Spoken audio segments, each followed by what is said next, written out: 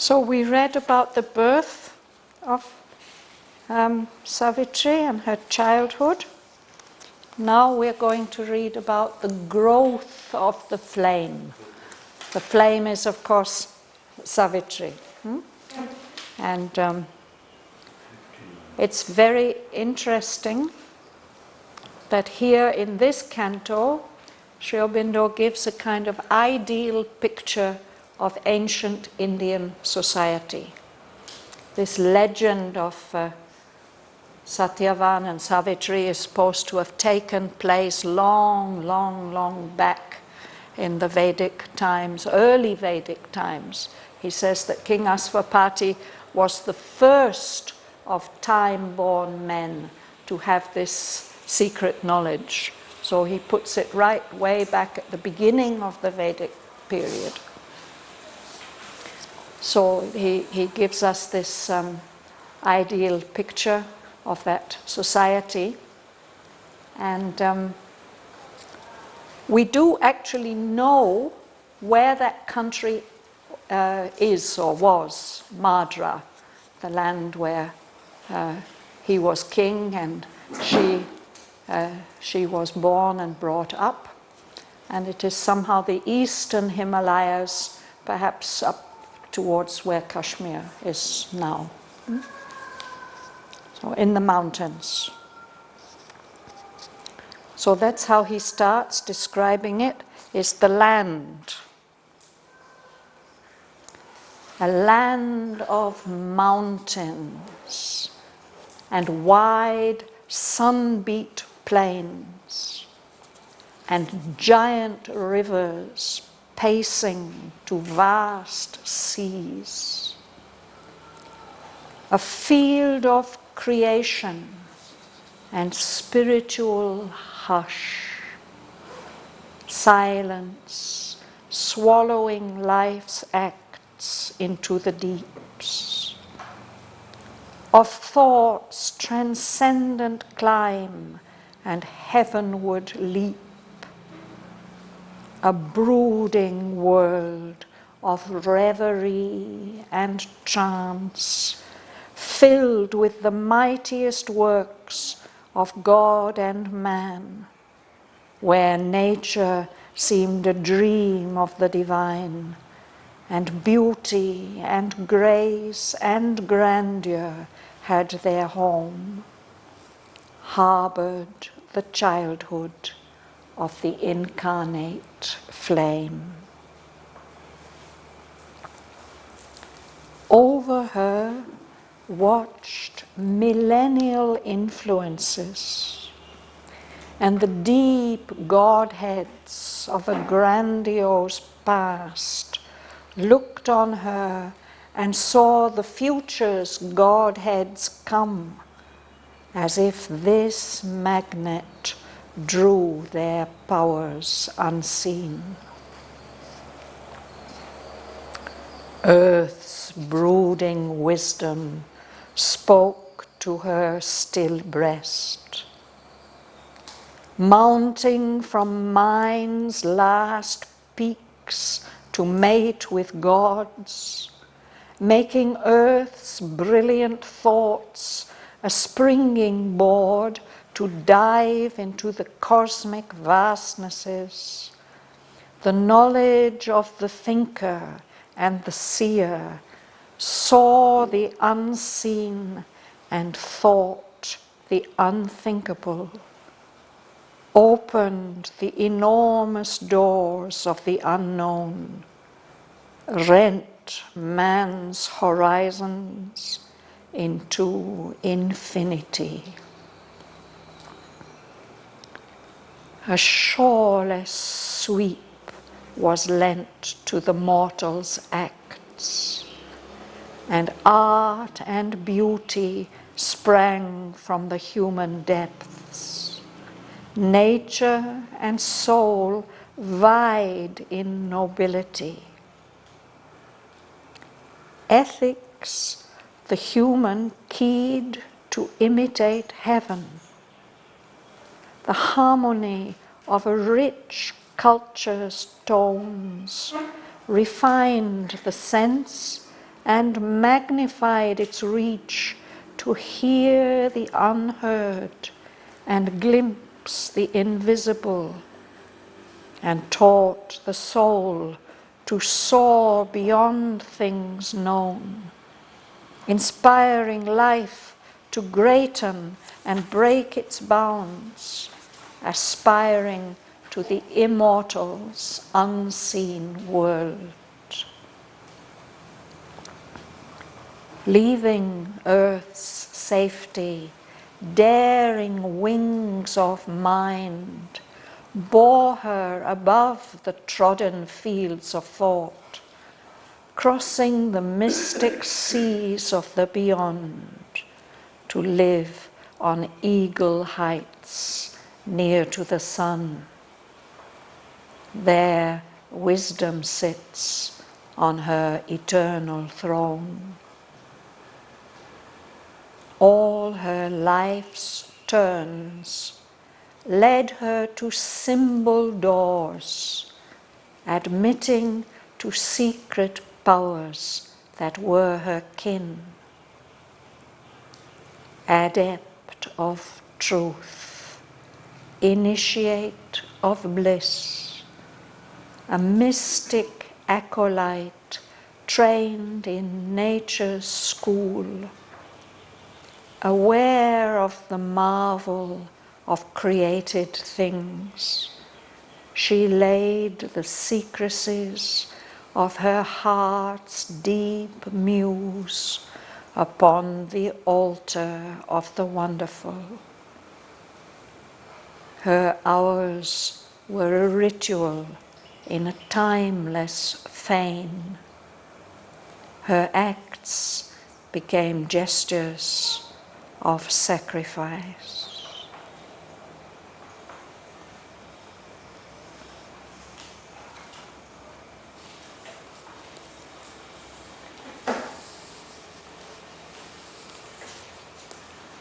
So we'll start this side, Rosa. A land of mountains and white sun-beat plains and giant rivers passing through vast seas, filled with creation and spiritual hush, silence swallowing life's acts into the deeps of thoughts, transcendent,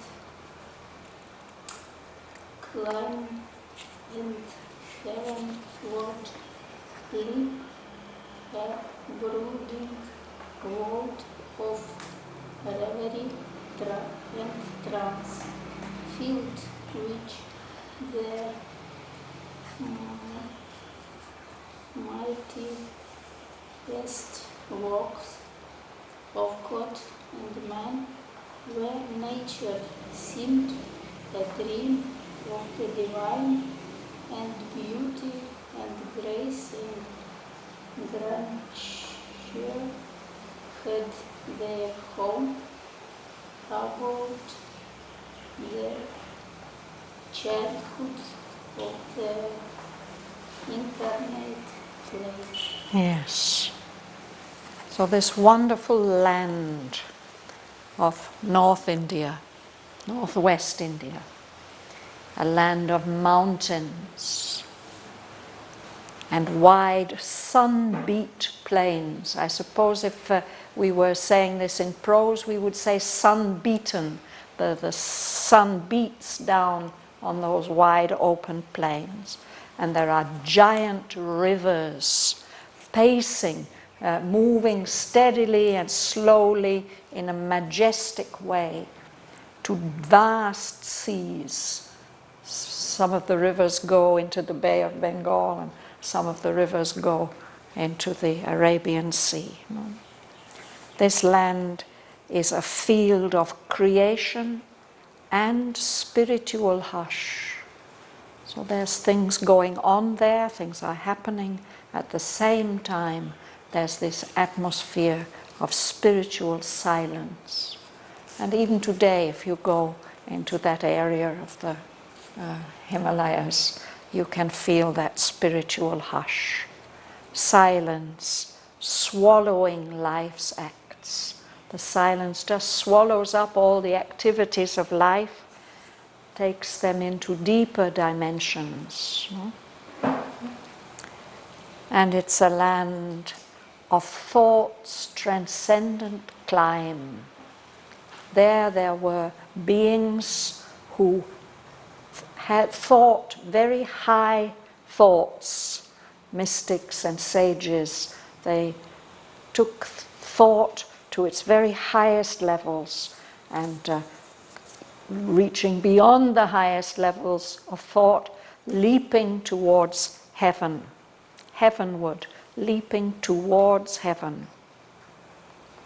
It's a brooding world. Again, that suggests the silence and the peace, and it's a peace that is full.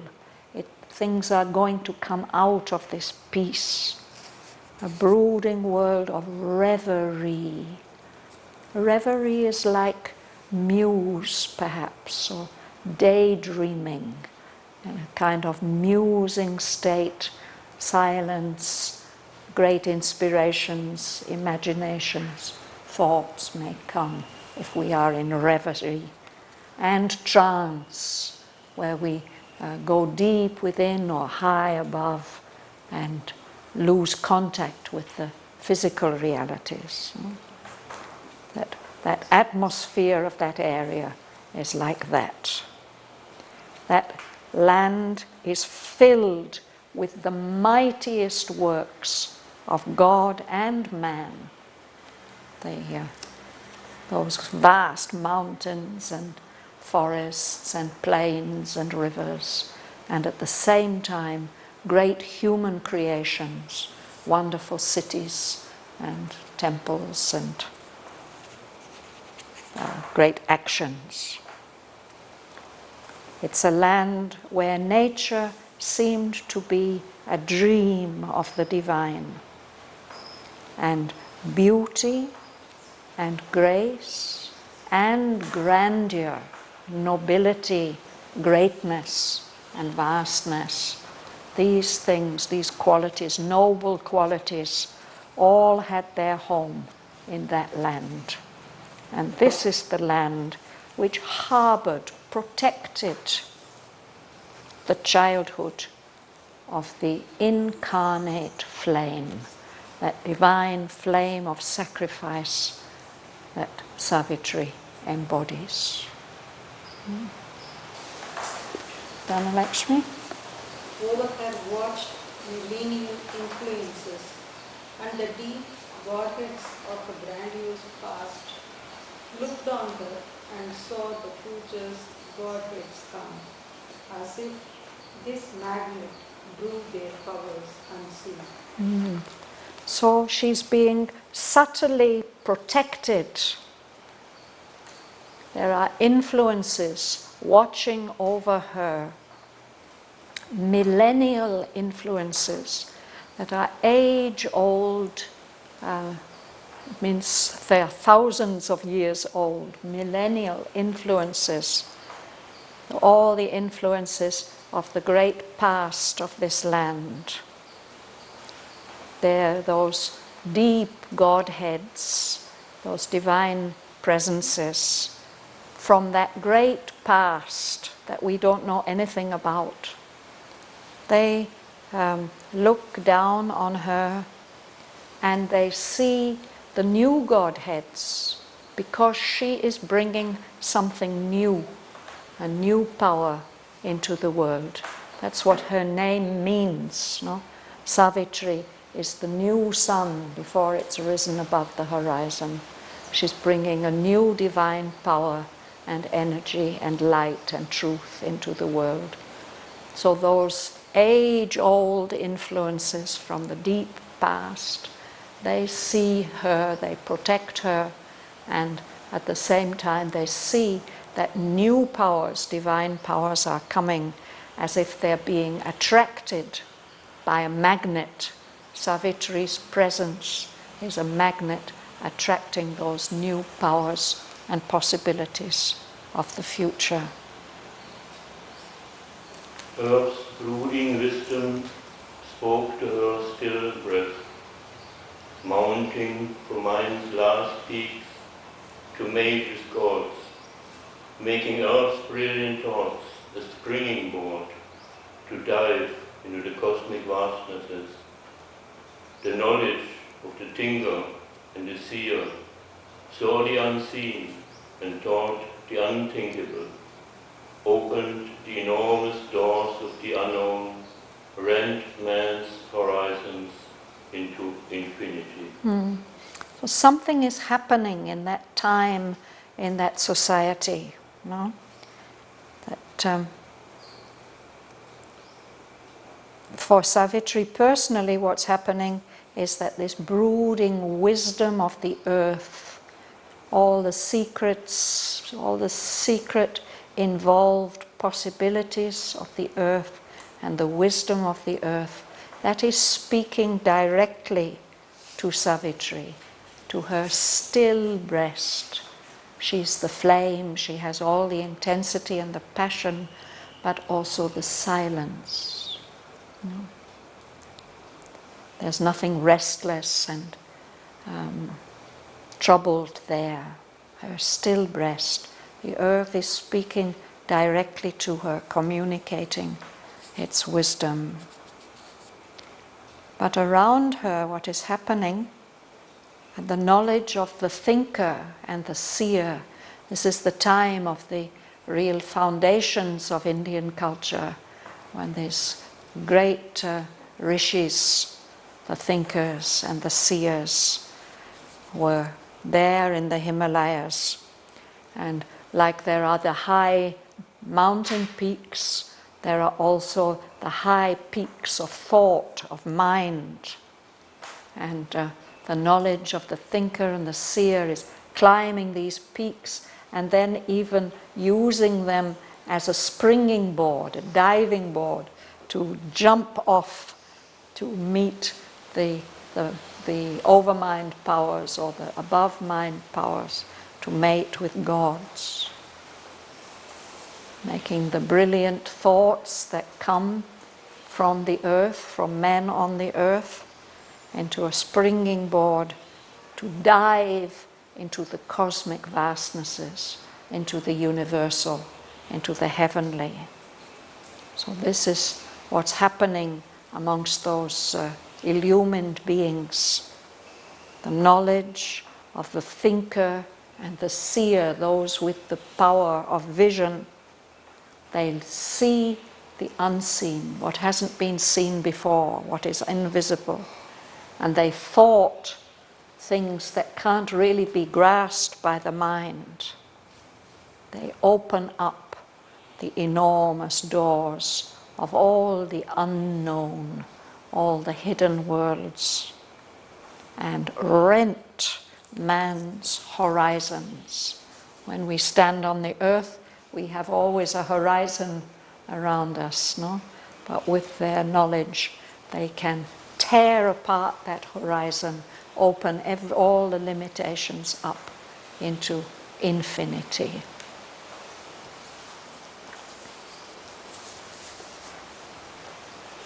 A shoreless sweep was lent to the mortal's arts, and art and beauty sprang from the human's depths. Nature and soul vied in nobility. Vied. To vie means to compete. So it's as if nature and soul are competing as to which one can be more noble, more magnificent. So the mortal's acts, what human beings can achieve, somehow in that landscape and in that context, it's given this shoreless sweep, this vast range in which there is no borderline, no limit. The shore is where ocean and the land meet. But a shoreless ocean, there's no limit to it. And from the human side, art and beauty, wonderful creations, sprang from the depths of human beings. So nature and soul are competing, emulating each other in nobility.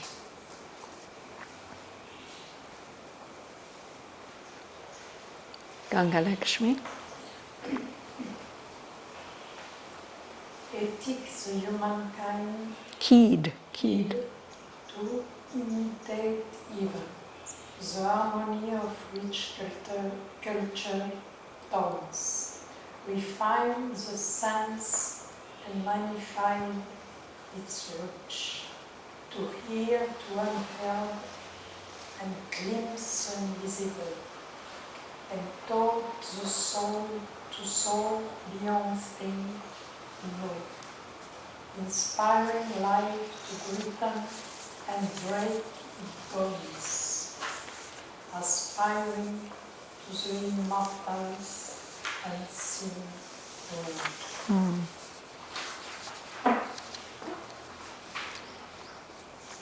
So this society there has a very high system of ethics.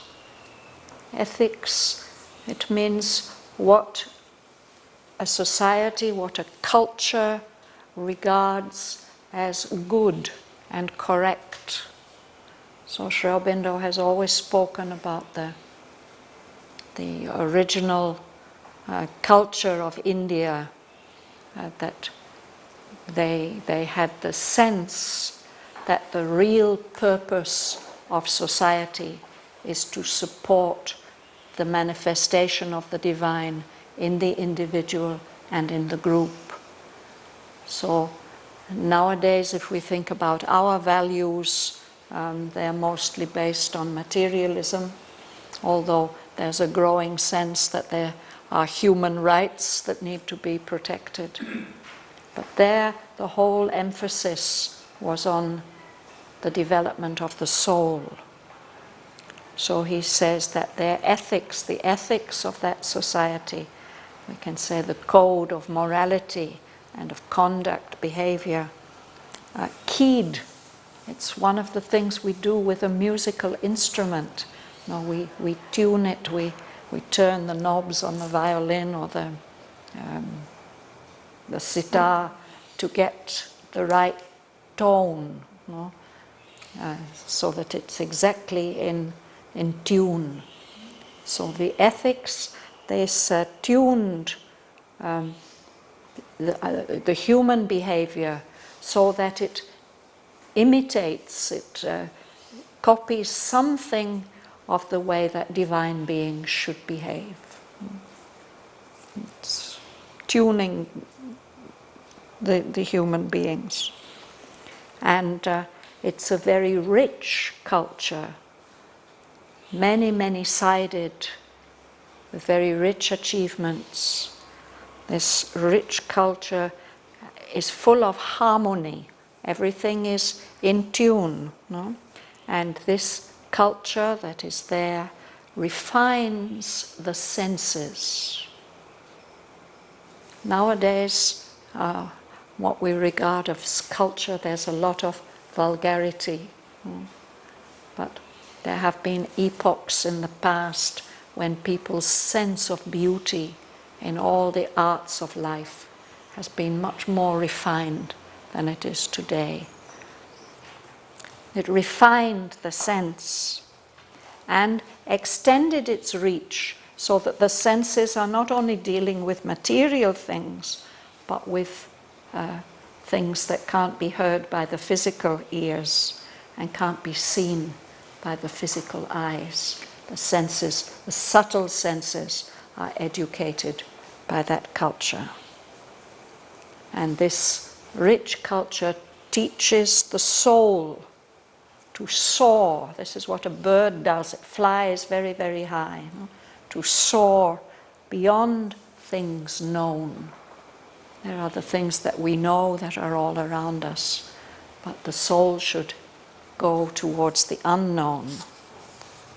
And it inspires the life to greaten, not to be preoccupied with small and petty things, with mere survival or mere enjoyment, but to greaten and break its limitations, aspiring to the immortal's unseen world. Do you like to read? Me? Yes? Living earth safety, daring wings of mine, bore her above the trodden fields of thought, crossing the mystic seas of the beyond, to live on eagle heights near to the sun. You can read the next line also. Their wisdom sits on her eternal throne. Yes. So these wings of mind has wings, wings can fly. No? These are daring wings of mind.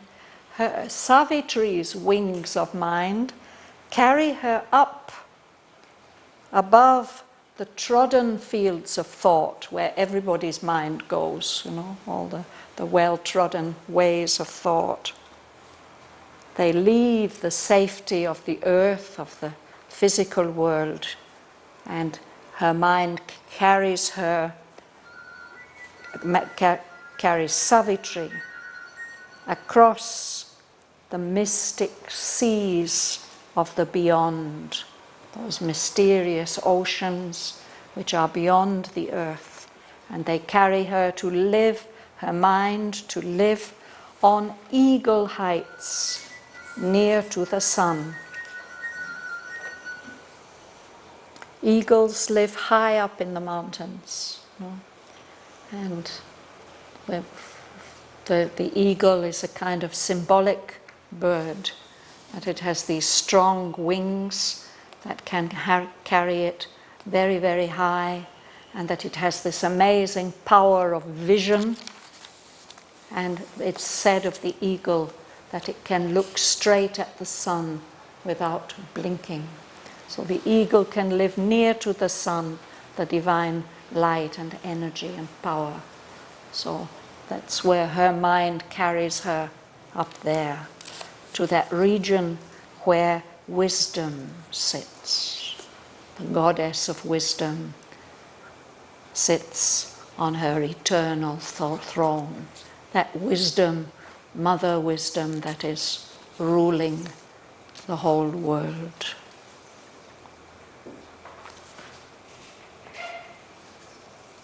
Joel? All her life's turns led her to symbol doors, admitting to secret powers that were her king, adept of truth, initiate of bliss, a mystic acolyte trained in nature's school, aware of the marvel of created things. She laid the secrecies of her heart's deep muse upon the altar of the wonderful. Her hours were a ritual in a timeless fame. Her acts became gestures of sacrifice. So this is speaking about Savitri. It's as if all the circumstances of her life, all her life's turns, led her to doors, to openings and opportunities. These are not physical doors, they are symbol doors, things that open up to her, new powers, secret powers that were her kin. Your kin or your close relations, the members of your family. So as she grows, as she develops, she has different experiences, and all of them open up new powers of experience and understanding, these divine powers that are part of her family or her retinue. Savitri is an adept of truth. An adept is one who is, it's like an initiate, somebody who has a special skill in some discipline. So she naturally, she can detect the truth. It's something that is familiar to her, that she can work with. No? The truth and the bliss, the delight. Very, very naturally, she's an initiate of bliss. She knows what bliss is. And she's an acolyte.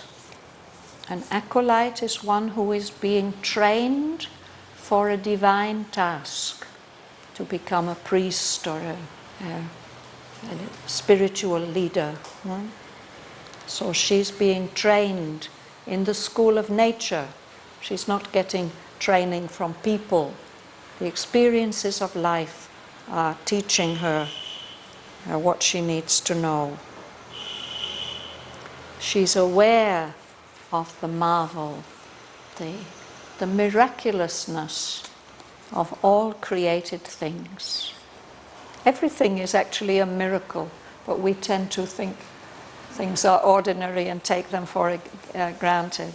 But she's aware of the marvel of created things, and that sense of wonder that she has, that the secrecy that what she feels in her secret heart, in this deep muse which is absorbing all these wonderful experiences.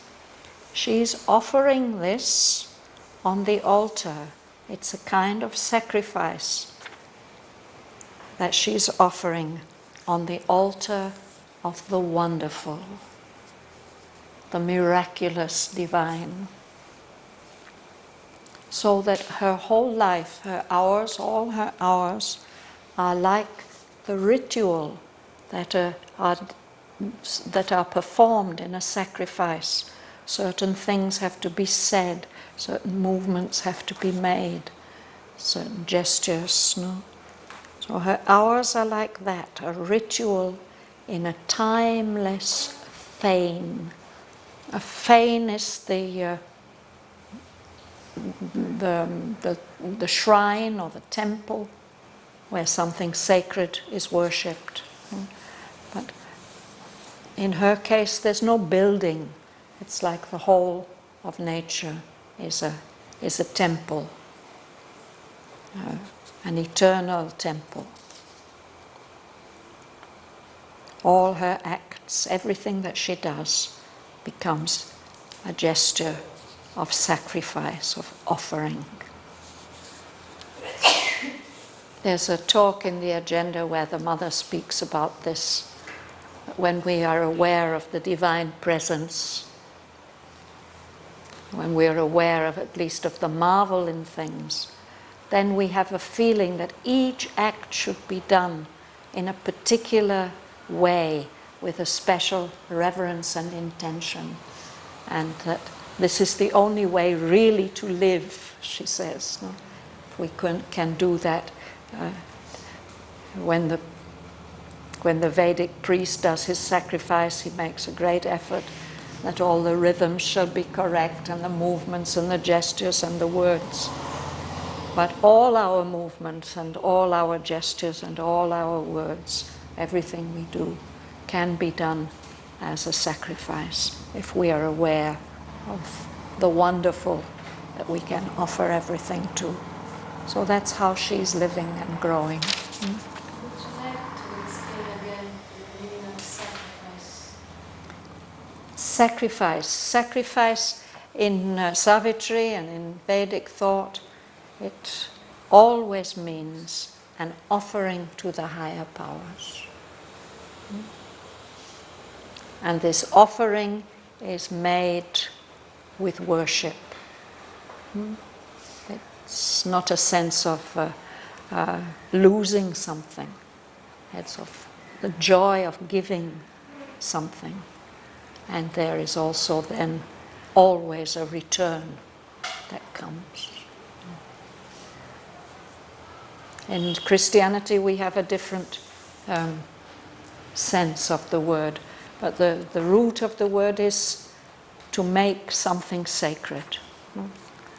So if Sri Aurobindo says, as you progress in yoga, you get the feeling that every breath in and out, it's just, you're doing it for the Lord. Everything that you eat or drink, it's food or drink given by the Lord. You accept it from Him, you enjoy it for Him, you offer it for Him. So this is when your acts become a sacrifice in a timeless fane.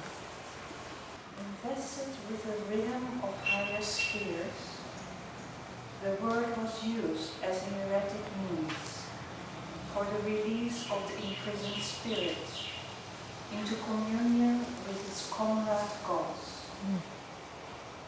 Or it helped to beat out new expressive forms of that which labors in the heart of life.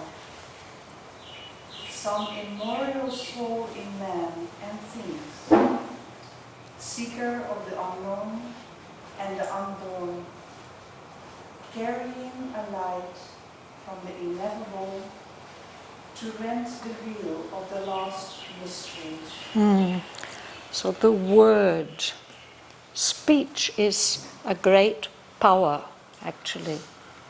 And it can be that the speech is used also in a sacred way.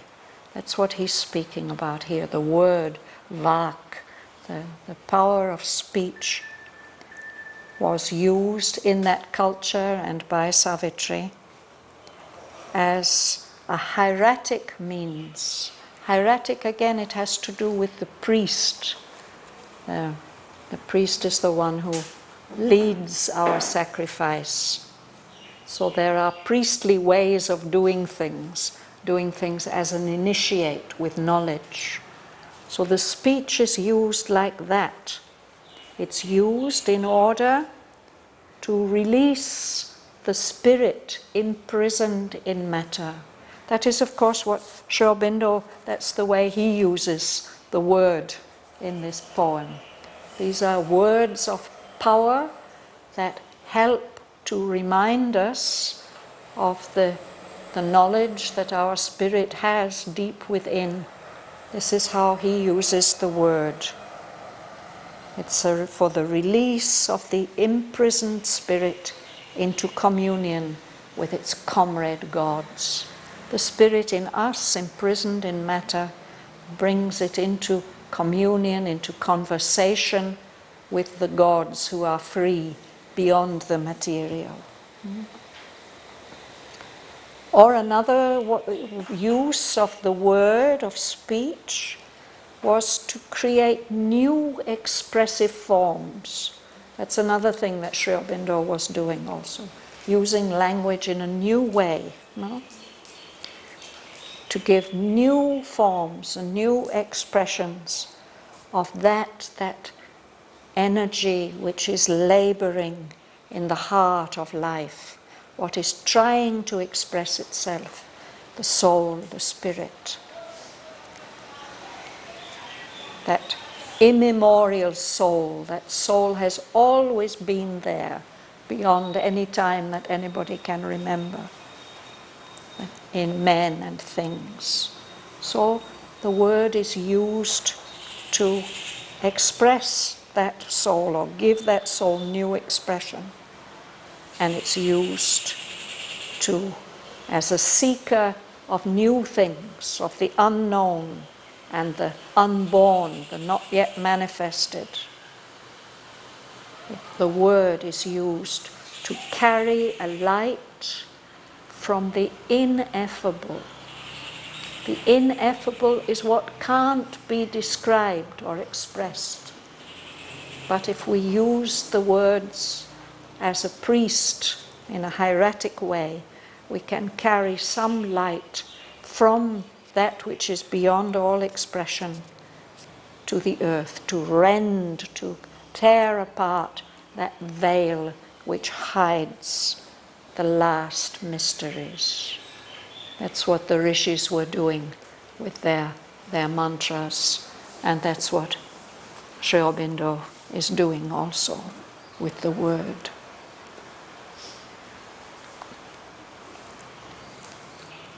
Mahalingam. Newton's philosophies pointed death to heaven, or on foundations broad as cosmic space, or upraised. The earth mind to superhuman heights. So they're not only poets and rishis, there are philosophers, intense philosophies, pointing towards heaven, directing earth towards heaven. Or they are based on foundations as broad as cosmic space, universal views, philosophies. They lifted up the earth mind to superhuman heights beyond the usual levels of human thought. Overpassing lines there? Yes. Overpassing lines that please the outward eyes, but hide the sight of that which lives within. Scripture and the painting concentrate the sense upon inner vision's motionless virgin. Revealed, no. Yes, revealed, yeah. Revealed a figure of the invisible. Unveiled all nature's meaning in a form, or caught into a body the divine. Yes. So he's speaking about the different aspects of the culture. Thought, poetry, speech, philosophy. Here it's the art, sculpture and painting. So in that culture, they went beyond the lines that please the outward eyes. There are forms that are pleasing just to our senses. But in truly great art, the forms do more than that. They reveal something supraphysical. These lines that just please the outward eyes hide the sight of that which lives within. They make a nice veil over the inner reality. But in this ancient art, sculpture and painting concentrated the senses on the very edge of an inner vision and revealed a figure of the invisible, unveiled all nature's meaning in a form, or caught into a body, the divine. Those people who make sacred sculptures, they were doing this kind of thing. The architecture of the infinite discovered here its inward musing shapes, captured into wide breadths of soaring stone. Music brought down celestial yearnings.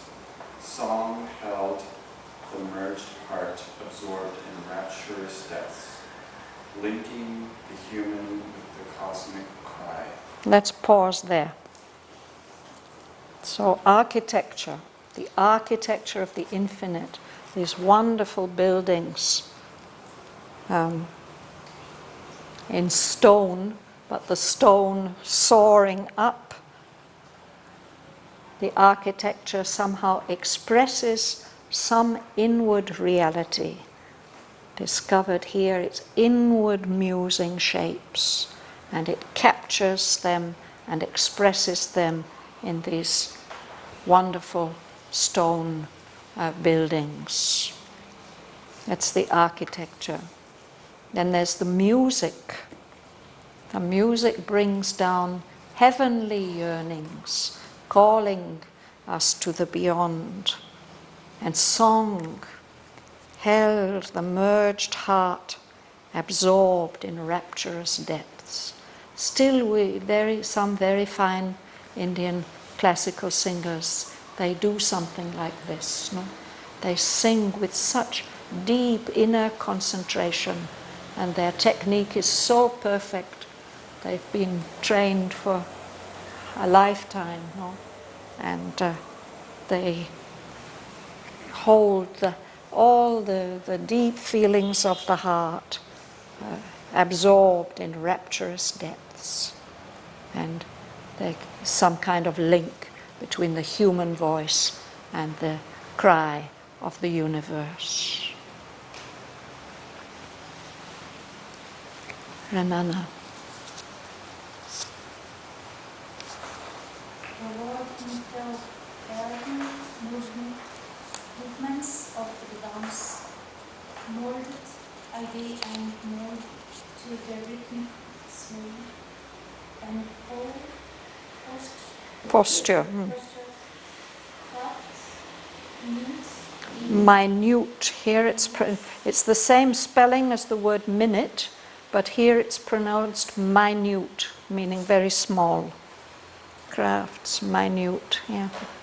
Minute in subtle line. It turns a swift moment's memory or shows in a crafty, Yeah. swift cuts, designs the Underlying. patterns of the unseen. Yes. So first the dance, the classical Indian dance, or even the pre-classical dance that we don't know anything about. But what the dance does, real dancing, it's somehow an interpretation of the world, no? So these movements of the dance molded idea and mood to this rhythmic sway. This is typical of dancing, no? That there's swaying and there's rhythmic movement. Dance of Shiva. There's the dance of Shiva, but when I read these words, I remember an Odissi dancer that we saw at Bharat Nivas once. Yes, she was an exceptionally fine, refined dancer.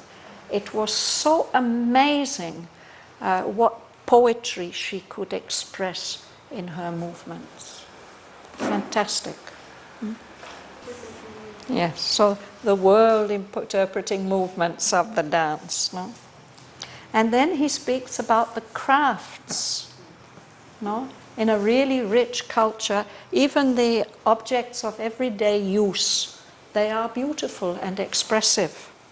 So, and sometimes very, very skillful. When he says crafts minute, it means things that have been made in a very intricate way, you know. In subtle lines, eternized a swift moment's memory. It's as if just in the design of some everyday object, we get an inner memory of something divine.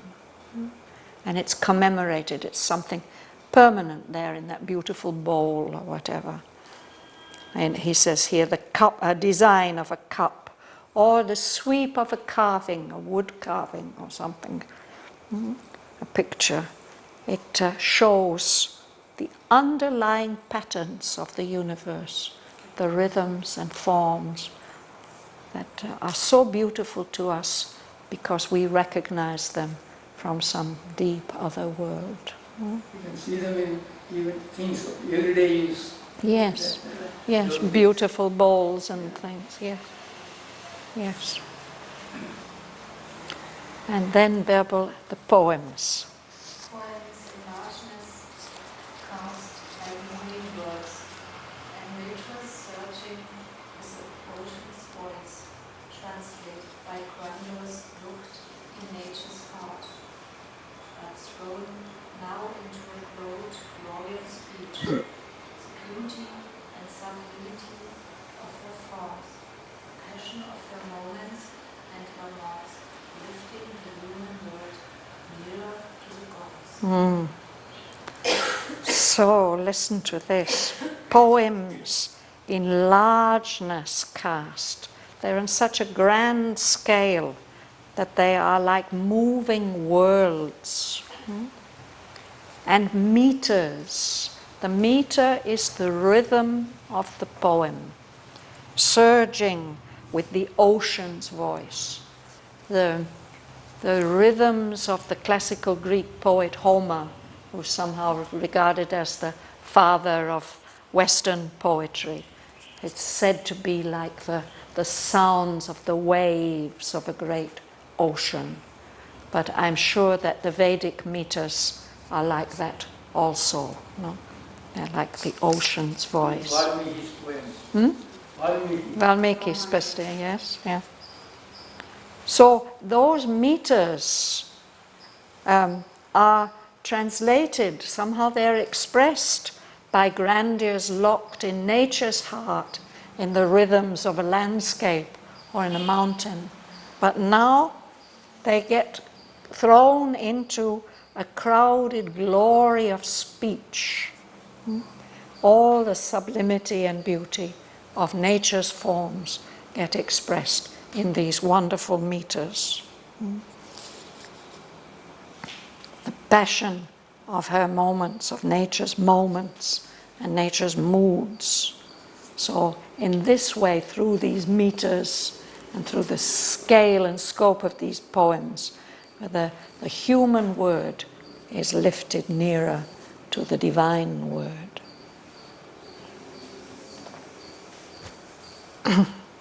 Nargis.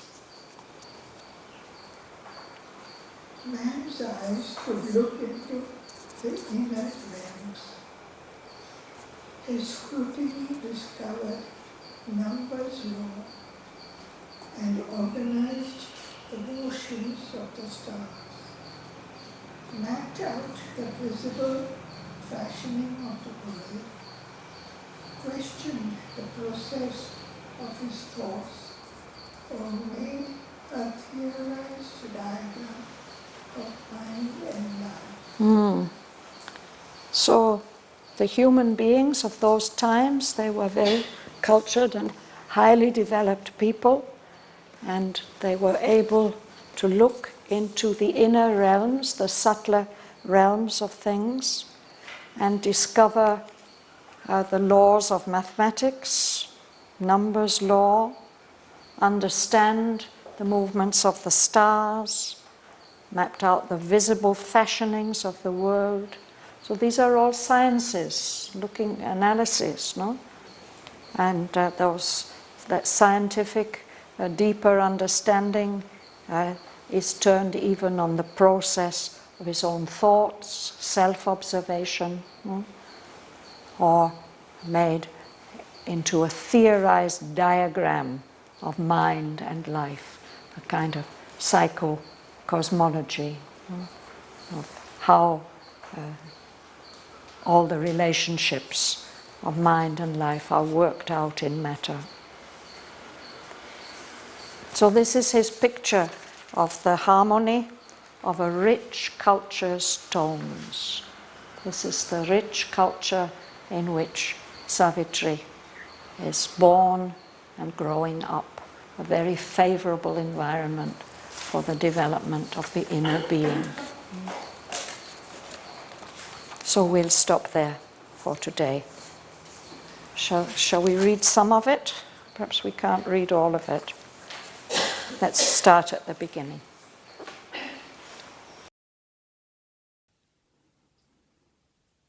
A land of mountains and wide sun-beat plains, and giant rivers pacing to vast seas, a field of creation and spiritual hush, silence swallowing life's acts into the deeps, of thoughts transcendent climb and heavenward leap, a brooding world of reverie and trance, filled with the mightiest works of God and man, where nature seemed a dream of the divine, and beauty and grace and grandeur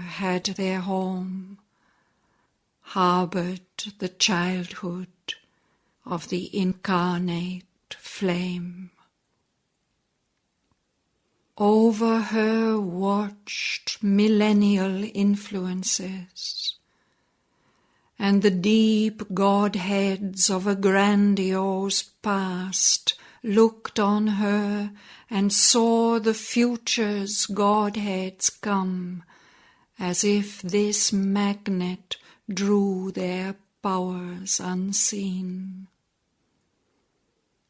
Earth's brooding wisdom spoke to her still breast.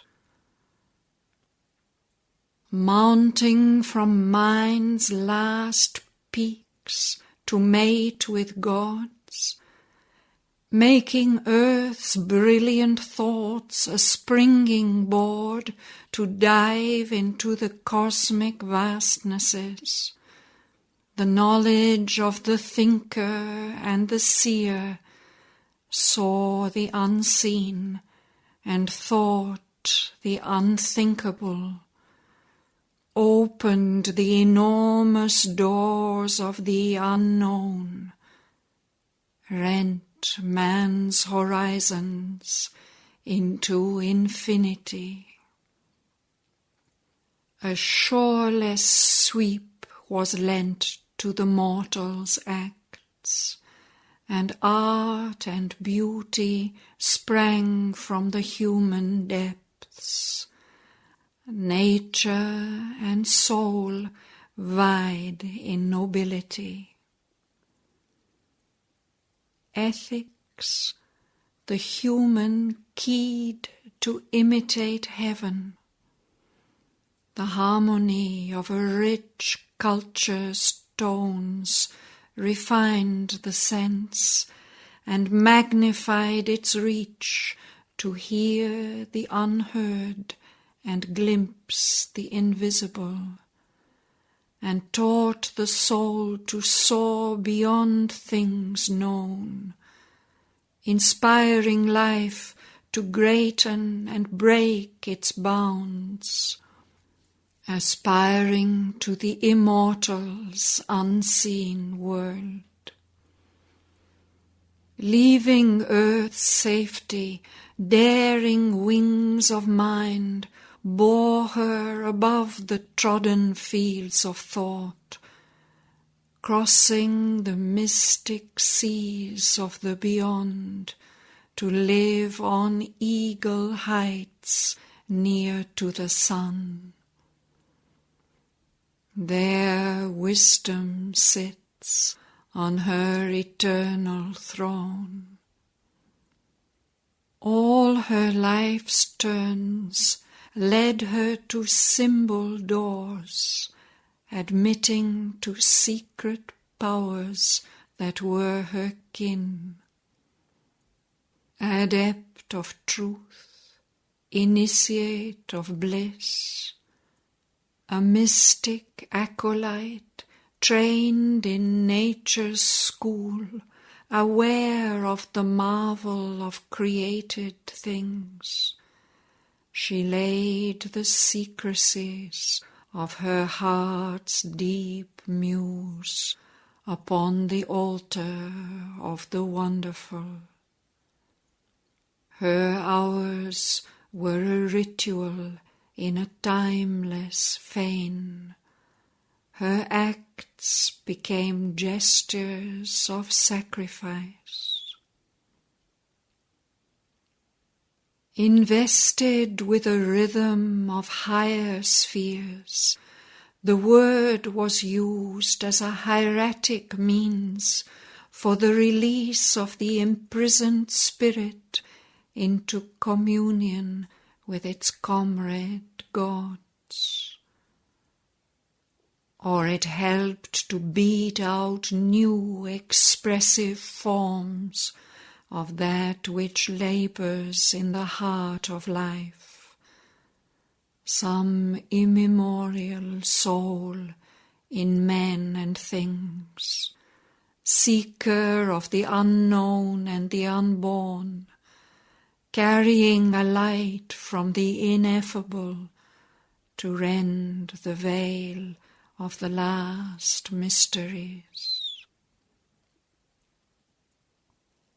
Intense philosophies pointed earth to heaven, or on foundations broad as cosmic space, upraised the earth-mind to superhuman heights, overpassing lines that please the outward eyes, but hide the sight of that which lives within. Sculpture and painting concentrated sense upon an inner vision's motionless verge, revealed a figure of the invisible, unveiled all nature's meaning in a form, or caught into a body the divine. The architecture of the infinite discovered here its inward musing shapes, captured into wide breadths of soaring stone. Music brought down celestial yearnings. Song held the merged heart absorbed in rapturous depths, linking the human with the cosmic cry. The world-interpreting movements of the dance molded idea and mood to a rhythmic sway and posture. Crafts minute in subtle lines eternized a swift moment's memory, or showed in a carving sweep, a cup's design, the underlying patterns of the unseen.